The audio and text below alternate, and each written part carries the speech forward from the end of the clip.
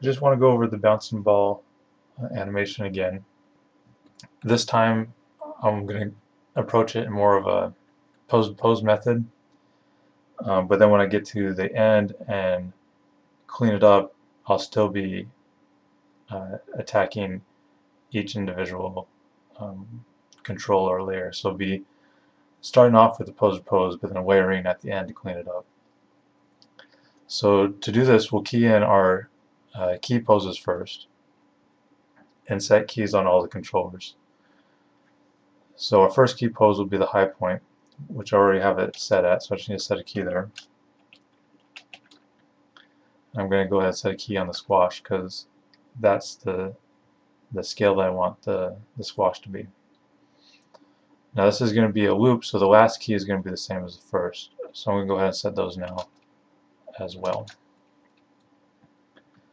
And then in the middle we will have the the squash contact pose. So I'll position this down and squash it in. And those will be our main poses. We have the high point, squash, high point. So now we just need to start breaking it down. So I'm going to put in the stretch poses, which will be the frames before and after the contact squash pose. So the one before, I'm also going to have it be kind of a contact pose so that we can feel the squash a little more.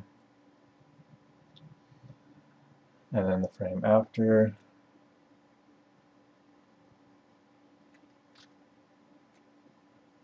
I'll move that down a little bit as well.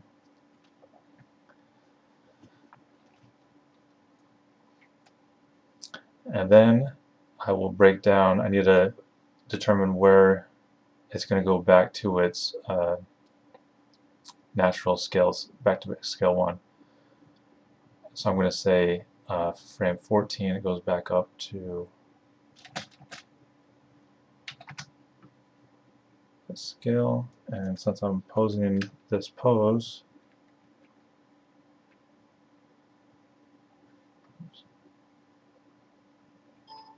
there we go. Let me position it up so it slows into its last frame. Do the same thing on frame 4. It's going to slow out frame 1, and then its scale is still going to be 1. So there we go. We've got a bouncing ball with the main keys and breakdown keys posed in. So now I'm just going to clean up and polish each of those motions because I've keyed everything with a linear line style instead of splining it out. I could go ahead and spline these out and let the computer in between for me,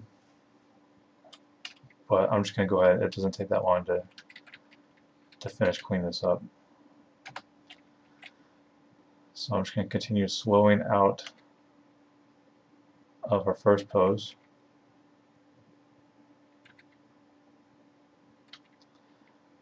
And even cleaning up on frame 4 where I've already posed, I'm going to adjust that a little just to make that line smoother.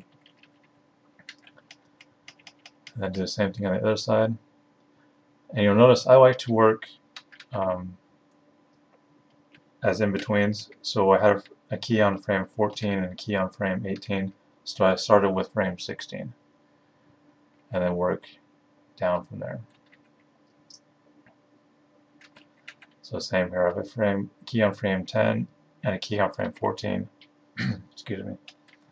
So I'm going to start on frame 12 and in between those.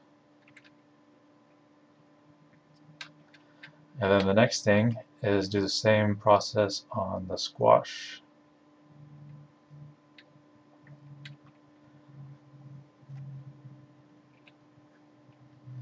In fact, I might scale this one up a little bit more. So I'll just break down this one. It's going to slow into its natural.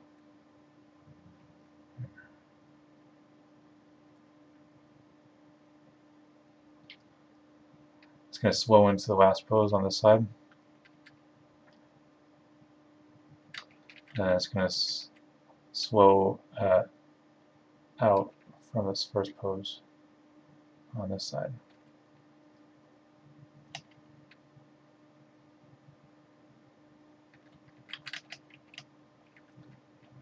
And there you go. That is a more of a pose-to-pose approach to animating the bouncing ball.